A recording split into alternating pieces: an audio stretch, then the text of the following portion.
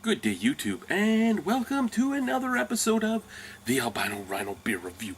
Today is a special beer. It's a beer that I'm probably only ever going to see once in my life. This beer has been brought to me by Devin because it's from the London area. Of course, it's from Devin. This is Forked River's The Oracle, which is a barrel-aged Belgian triple. Barrel-aged Belgian triple at 9.2% alcohol by volume. Ooh, a little bit of a coffee cough there. Little bit of coffee cough. Okay. So Forked River is in London, Ontario, Canada. This is another one of those beers that is most likely going to be something special compared to a lot of their other releases, and I'm not saying that in attack of them. They do very safe beers quite often, and they do it, and I say this over and over again, but they do it for quite the good reason, which is the beer market they're in, which is London, Ontario, which is not really known as a huge craft beer love. Okay. Nice little white head in there.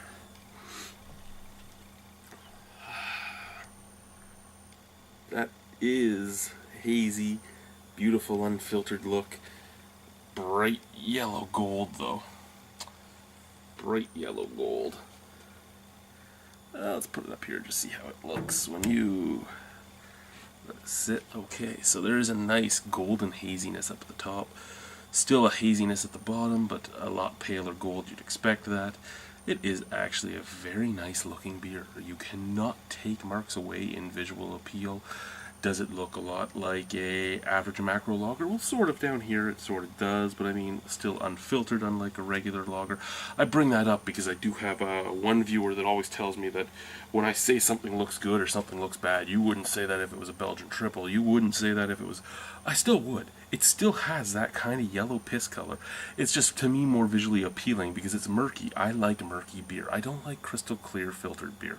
That's my opinion. Your opinion can be that you like crystal filtered beer. That's perfectly fine. But visual appeal, this beer has a up from me. Smell. Oh. Okay. Now here's what I like about when you do the barrel aging that they've been doing for this and for Golden Shard. I love that apple brandy scent that actually comes out when you're barrel aging, and you're barrel aging purposely to kind of sour. It just comes out, it pops. Lots of apple ester, lots of wood, lots of beautiful scents in there. But I mean, sweetness, apple, and wood.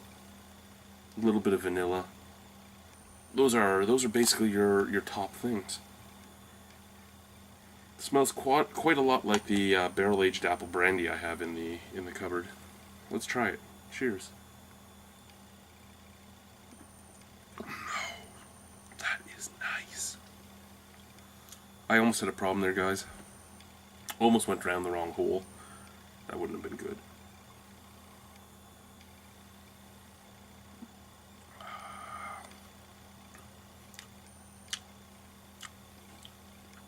Okay, 9.2% alcohol. As I said earlier, they usually do their styles fairly safe, and that is solely due to where they are. They're in a university town and a college town at the same time. 1 second. There we go. In a university and college town that's really best known for Labatt being there. Closest craft brewery to them is Railway City. Railway City, not a bad brewery, but again, fairly safe styles. So they had to play it safe for a lot of these beers. This is their Belgian triple, so the Trinity, I believe, was their Belgian triple. And the Trinity was fairly safe. It was good, but fairly safe for the style. This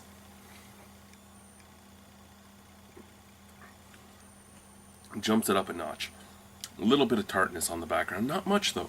I did spend about 5 minutes searching through Untapped. I don't usually read other people's comments before I do something. But when I'm using my Untapped thing to log, I sometimes will scroll down quickly just to see what people say, especially about a brand new beer. Just to know, because there's a lot of cool comments like, this stout is too stouty, I don't like this Berliner Weiss, it's sour. Stuff like that makes me giggle. Nothing bad was really said about this, in all honesty. Most people just checked it in. I usually just check in too. I don't usually make comments because I do these videos. But the only reason I do that is because I like to set it up beforehand, because of my vision. This is the reason why doing my videos takes so long alone. I'll set up the page so that when I'm done drinking I can just check it in with my rating. Because it's hard for me to find it to begin with. But yeah, so 9.2% alcohol. Oh, where I was going with that, sorry, my mind was wandering. I read a lot of people saying, I don't usually like sours, but I like this. A little too tart for me to enjoy, but I don't find there to be too much sourness on this. Now, I mean, it could be different from bottle to bottle, or from part of the batch to part of the batch. I'm not knowing which barrel it came out of, or things like that. I don't know if they blended it all back together before they bottled it. But I don't find this all that tart. I do find a lot of the sweetness that the Trinity had is gone now. Get a lot of graininess, like just a graininess, almost like a gritty graininess. Some apple, lots of apple, a little bit of wood, and a little tiny touch of tartness on the background. No alcohol taste, but there is a little bit of an alcohol warming in the throat. But it is 9.2% alcohol, so you'd expect that. Carbonation very light, mouthfeel light to medium. Overall, this is actually a nice beer.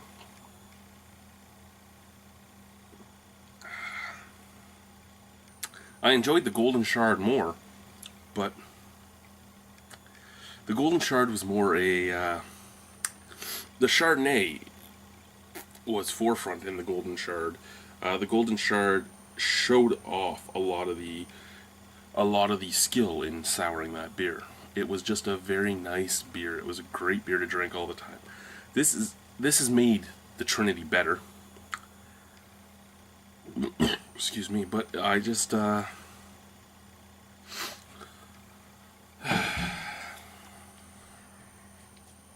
think this is one of the ones where, for the price per bottle, it's not my thing. I still recommend everybody try it. I recommend people not get lost up in ratings from other people. This is a thing, okay? When YouTube beer tubing started, and when blogging started, everybody started rating. Social media has exploded since then. Now there's Rate Beer, there's Beer Advocate, there's Untapped, there's everything. Everybody's rating beers, and in all honesty, some of that stuff makes you pass over things that you should really try. This is a beer you should really try. This is a solid beer. This is a good beer. This is a beer that is better than some beers that are rated higher than it. I'll give you my personal rating, because I give my personal rating. I should probably start going yay, nay, or may is really how I should really start rating, if I really wanted to, but I don't. Out of 10, 1 second. Looks good. Smells good.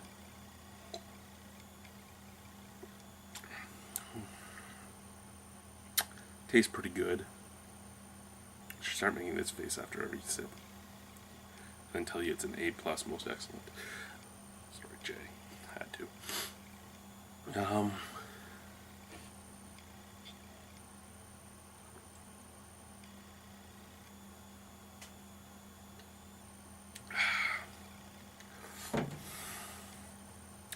9.2% alcohol, and it chugs good too.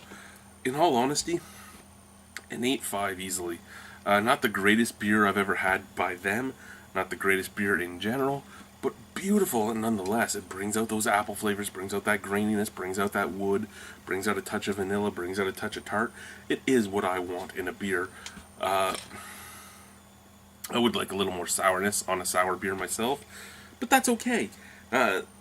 Ontario isn't the greatest at making sour beers There are some great examples like Whiny Bastard, but we're not the greatest at it yet. The more practice these brewers get, the better they'll get at it. So I can't wait to try more soured beers from Fork River. I can't wait to try more beers, period, from Fork River. Everybody get out there and try some beer. Try some beer. Try some beer you wouldn't normally try. Thank you guys for watching. Bye-bye.